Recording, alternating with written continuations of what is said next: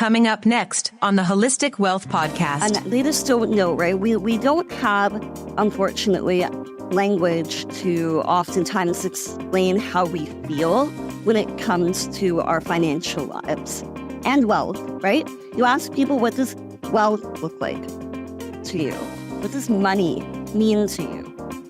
What does enough look like for you? And then what does success look like for you?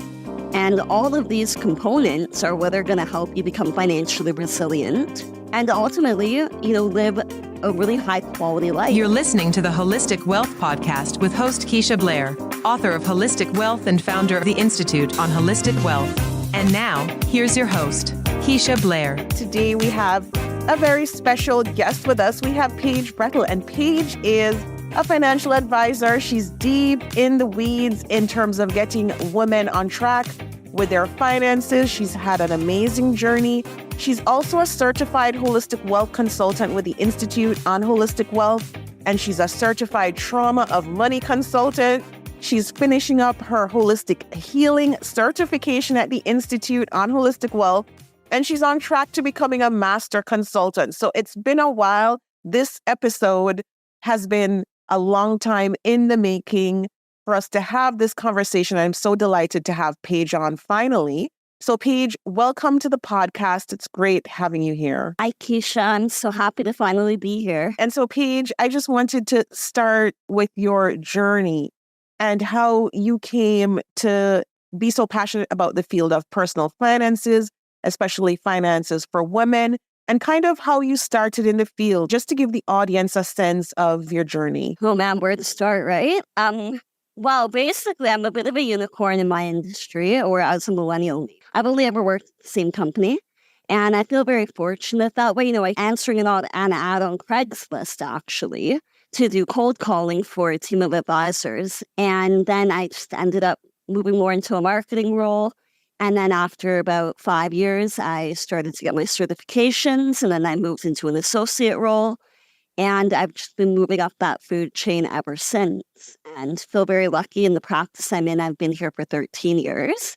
I would say that, my passion for working with women really was always, if I could have had a women's studies major at university, I would have, but my mother really didn't see the value when I graduated, what I would do with it. So, like many of us, we follow our parental expectations. But I always knew deep down that I really wanted to be working with women because, I don't know, a lot of women that I talk to, they're kind of, there's this whole, men have it better. There's kind of this belief system, if you will, right? I don't think I've ever felt that way. I've always loved to be a girl. I love fashion. I love Barbies and dolls. And I love girlfriends. There's something about your girlfriends that nothing can replace that. And I don't think that men quite have the same relationship. Oftentimes, they're very lucky if they do. Yeah. And so all that being said, I think as I came into the role and learned more about wealth management, because coming in as a cold caller, at 26, I have no idea what finances or wealth management or wealth, And then I saw as a bystander a lot of trauma, a lot of disruption that came about through mismanagement of money and a lack of understanding around financial products. And I saw a gap in the education system when it comes to, helping people become equipped to deal with life. Like financial planning is life planning. And life planning is ultimately oriented towards freedom. And you're absolutely right, Paige. Like, I think women have this sisterhood, this bond, and, it starts from early in our lives, from childhood, and it goes right into womanhood. And it's a special thing that we have, and why I'm also very passionate about this topic and holistic wealth and helping women. So I can't remember exactly how you got introduced to the message of holistic wealth, but I wanted to start off because you've been such a big supporter of the message of this movement and everything it stands for. So I just wanted you to share a bit about how you came across it. And I know it started with the book and then blossomed from there, but how you came across it and why it touched a nerve for you personally. So I came across you because you were speaking at my company, and I loved this idea that was different in the marketplace, holistic wealth, right? What's that? Right. And you were a woman and a woman of color, and your book was colorful, and I'm like, wow, this is like so not, it's atypical. Right. And I'm curious. And it was an online presentation right before the pandemic, actually. It was February 2020. Yeah. And I've long been looking for a foothold in the industry because, I came in through a very non-traditional way, not a commerce background, not economics background, not even a business background. I took those courses in university, but they were not my focal point. Yeah. I'm an arts major. And so when I saw your book and that you're going to speak, I bought the book immediately and I read it and I heard you speak and I was like, wow, that is so meaningful. Like we talk about what got me in to working with women, like having that orientation, like beyond the women's studies focus, right? Beyond the sisterhood. It's that women have a different set of financial needs. We've got longevity factors, we've got health factors, we've got caregiving factors. Yeah. We have the big elephant in the room that nobody seems to talk about, but I would love to bring into the light, which is menopause and the fact that women need to be preparing for being a sandwich. Yes. I mean, that sounds hilarious, right? But the sandwich generation where you're looking after kids, you're looking after aging parents. And you know what? It might not be your child, like biologically, it might be a step, and it might be your partner's parents.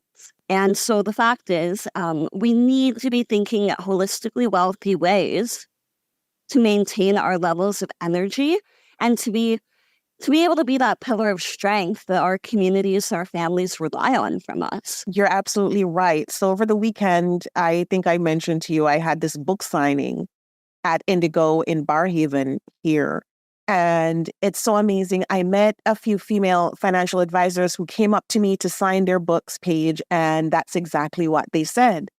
They said, women think about finances so different from men. It's values driven. It's more goals driven. And we don't think about money quite the same way.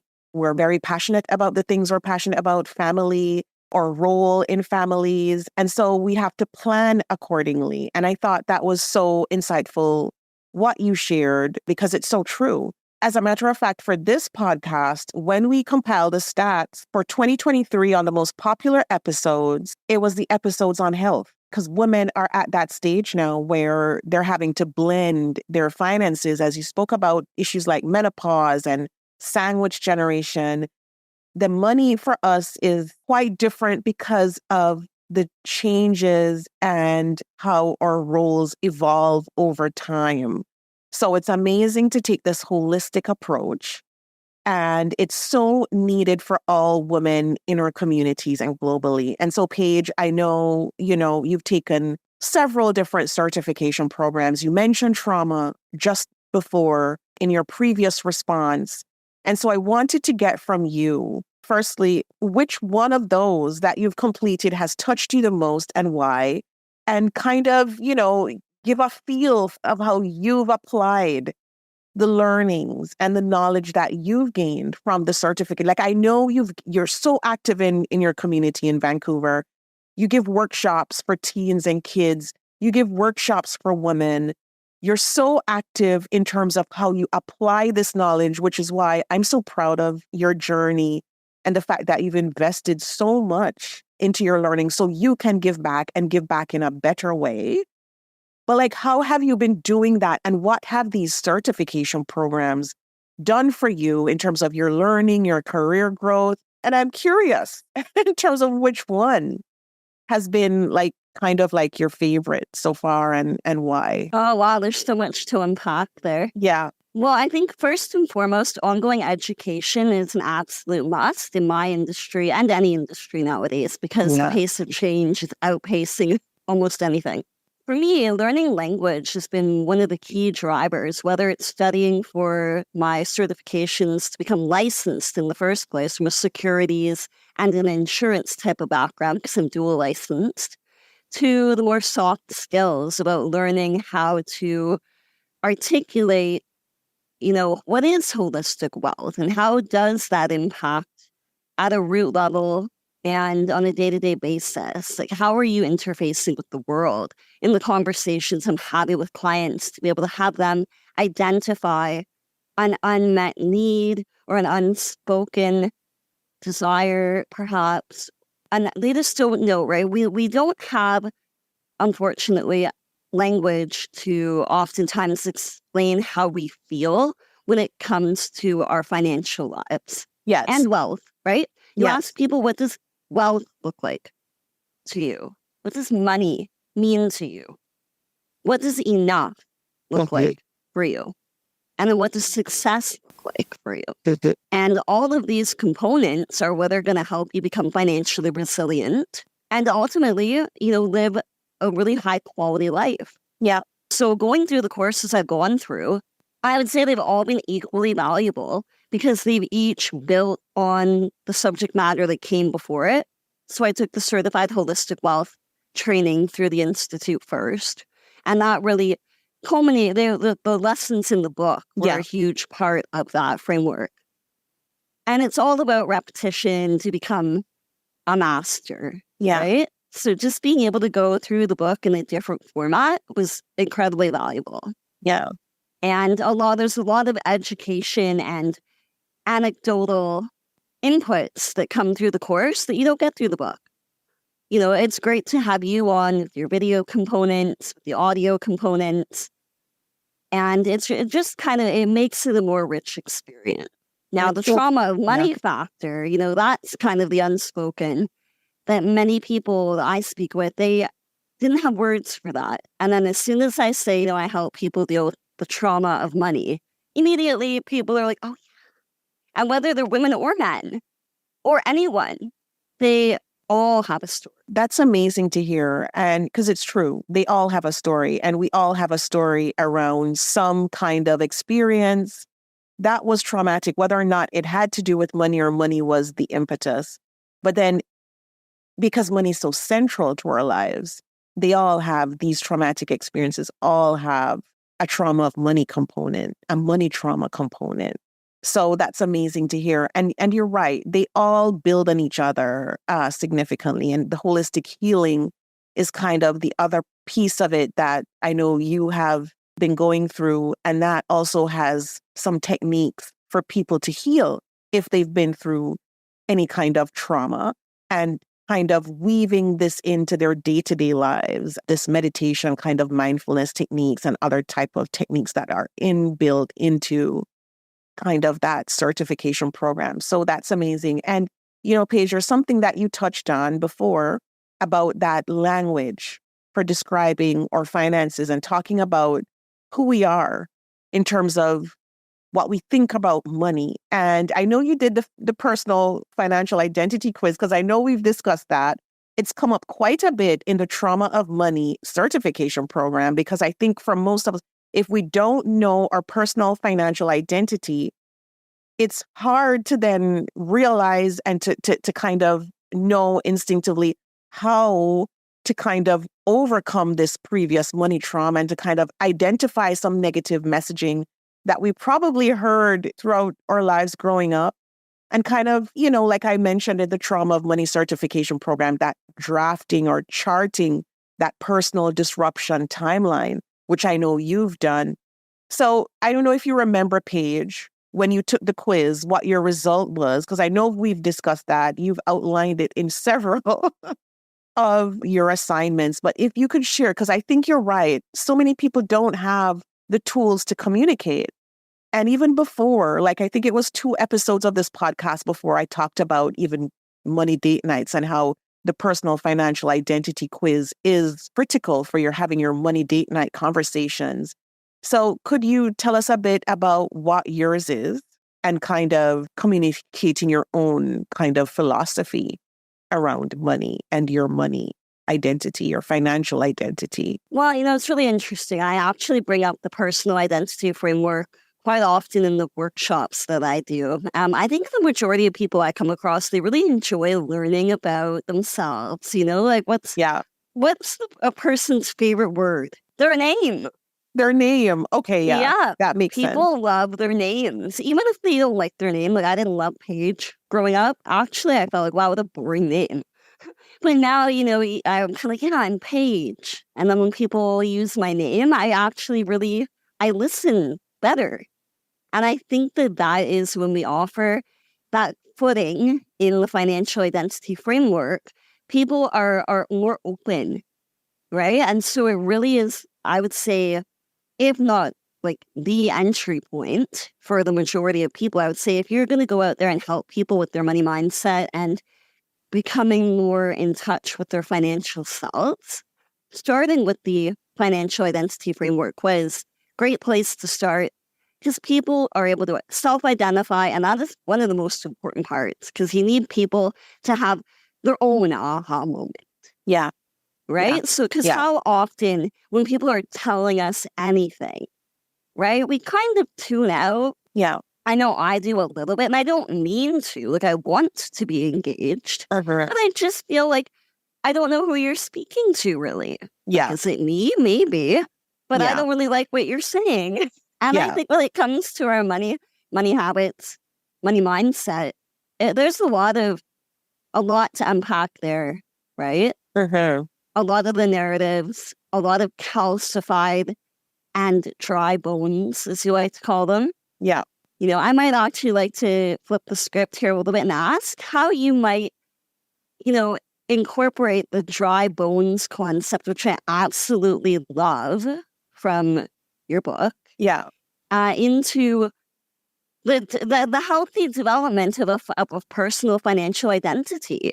Yeah, that's an amazing question because I was thinking about that dry bones concept on Sunday because I was in church and I don't remember why that came into my head, but I was thinking what a profound concept to think about renewing or relationship with money, renewing our relationship with what is considered, as you mentioned, calcified, seems dead, seems dissonant, seems so there in our lives, but not alive, doesn't make us feel alive sometimes, it makes us feel absolutely calcified, right? So I think in that sense, that dry bones concept, it's very relevant when we talk about our financial identities and very relevant when we talk about overcoming kind of money trauma, any negative money experiences. Because in the book, you mentioned flipping the script. I talk a lot about doing that.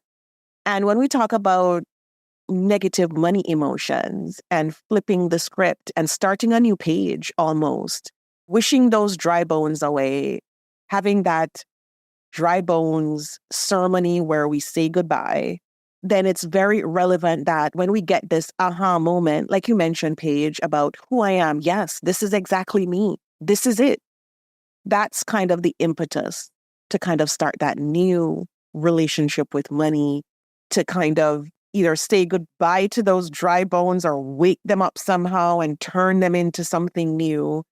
But I think that's very relevant. And I'm thankful for that question because I was thinking about it just, a few days ago, as I mentioned.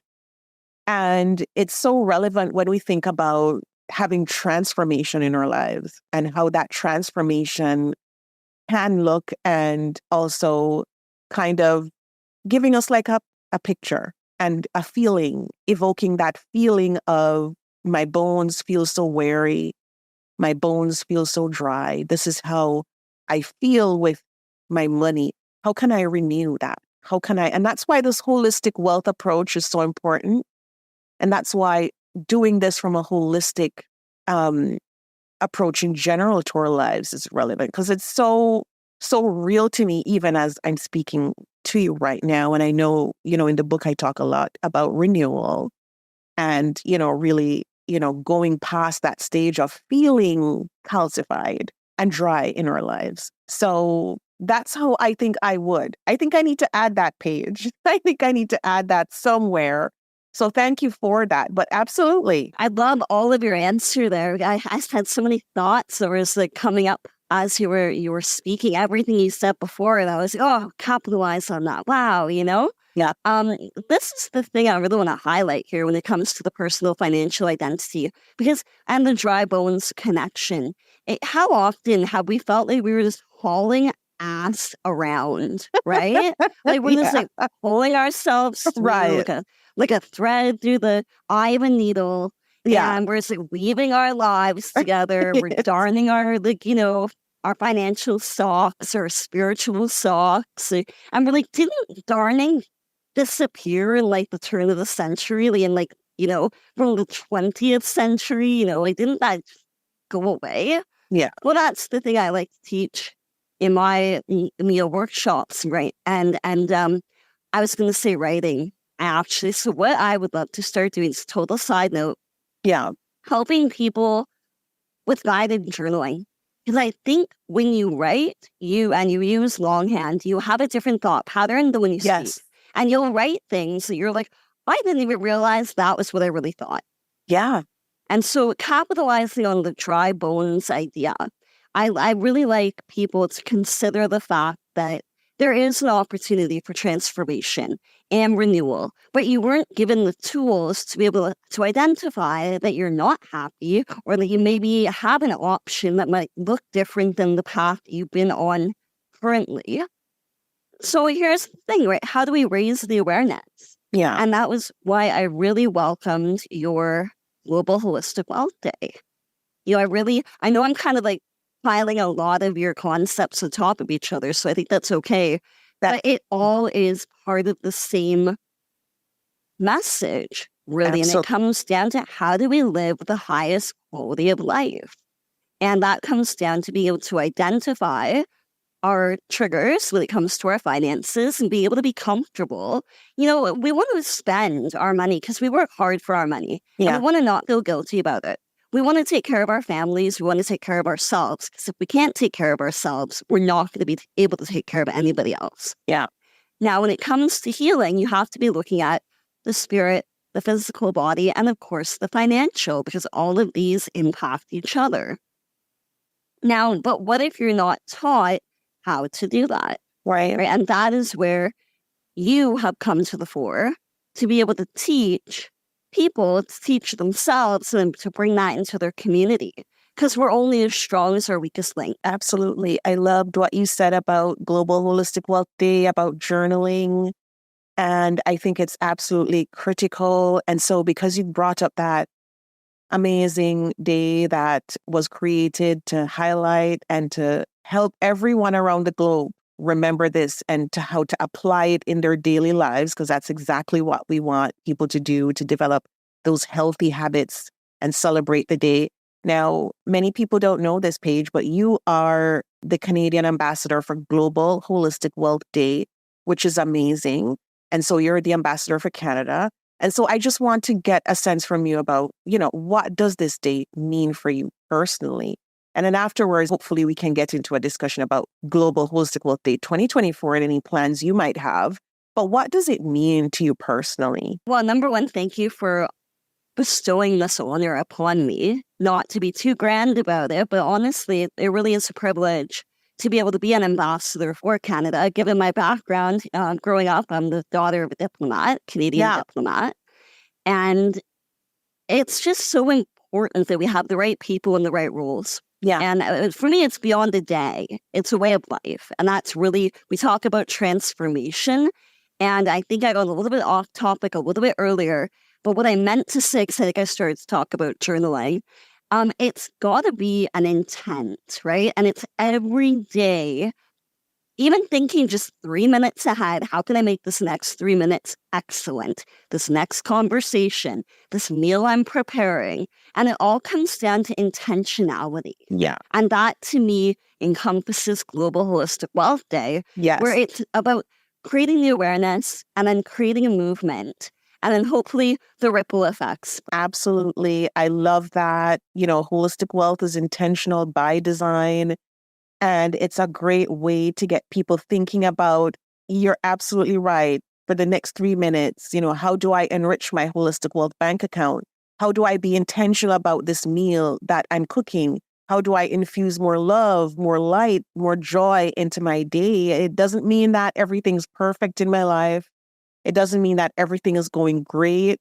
I think, for so many people, 2023 was a tough year, and some of that has spilled over into 2024. But we can find ways of living mindfully, intentionally, and just infusing more of that in our daily lives and living that holistically wealthy life, 1 minute at a time, 3 minutes at a time, 5 minutes at a time, half an hour, 1 hour, days at a time. We'll get there taking those tiny steps every single day, especially when it's here and we're being mindful about it and being intentional about it. And, Paige, from someone who has suffered through grief and tragedy, myself, which is how this movement started, I know the impacts of just absolutely minute by minute, taking those baby steps to tell yourself it's going to be okay. Everything's going to be fine. I'm going to get through this. Life is going to be, everything that I go through is going to build on itself, and it's going to prepare me for the next step, no matter how negative or terrible feeling it is right now. And I think there's a similar quote in the book about everything building, our lives building on each other. So Paige, thank you so much for sharing these amazing insights on the podcast today. I'm not sure if you had anything specific built out for Canada or thoughts around Global Holistic Wealth Day Canada yet. If you haven't, that's fine. Do you have any sense of what you will be doing on Global Holistic Wealth Day 2024? Yeah, I'd love to be running a workshop actually and just raising awareness, because I think that's the most important component, because if you don't know, you can't do. That's true. Absolutely. So that's great. I look forward to hearing more about that. And of course, for the lead up to April 9, which is Global Holistic Wealth Day, and the week of April 9th, which is Global Holistic Wealth Week, we'll be hearing a lot more on this podcast and exciting announcements coming up. But Paige, thank you so much for sharing with us. And can you tell the audience where they can find you? I know there's a dedicated Instagram account for Global Holistic Wealth Day Canada, as well as your own personal account. So wherever you want people to find you, just let the audience know where is best to find you on social media and elsewhere. Yeah, I think for the purposes of this specific podcast, if they reach out through DM on Global Holistic Wealth Day Canada and continue the conversation from there. Absolutely. Sounds great. So everyone, check out the Global Holistic Wealth Day Instagram account, the Global Holistic Wealth Day Canada account. If you want to reach out to Paige, DM her on that account. She's available there. And we also have a YouTube account set up for Global Holistic Wealth Day, as well as Twitter and some, other social media accounts. So do follow along and think about what you will be doing this April 9 and during Global Holistic Wealth Week to celebrate with your families, your friends, your network, and reach out to us if you have any other questions on this show. Again, everyone, please remember to leave us a review on Apple Podcast or Spotify. Reviews mean the world, because then more people will hear about the podcast and hear this wonderful message. So Paige, once again, thank you so much for joining us. It was amazing. This conversation was so great. I really enjoyed it. Thank you, Keisha. I look forward to continuing the conversation. The Holistic Wealth Podcast with Keisha Blair is brought to you by... Have you joined the Institute on Holistic Wealth? If you haven't already, what are you waiting for? Choose your membership plan at the Institute on Holistic Wealth/memberships to join. As a member, you'll get access to free worksheets, advice, coaching, and an intentional design workshop. As you start to live a more holistically wealthy lifestyle, you'll want to stay for a very long time. So go to Institute on Holistic Wealth/memberships to join. If you haven't read the book yet, pick up a copy of the award-winning best-selling Holistic Wealth 36 Life Lessons to help you recover from disruption, find your life purpose, and achieve financial freedom.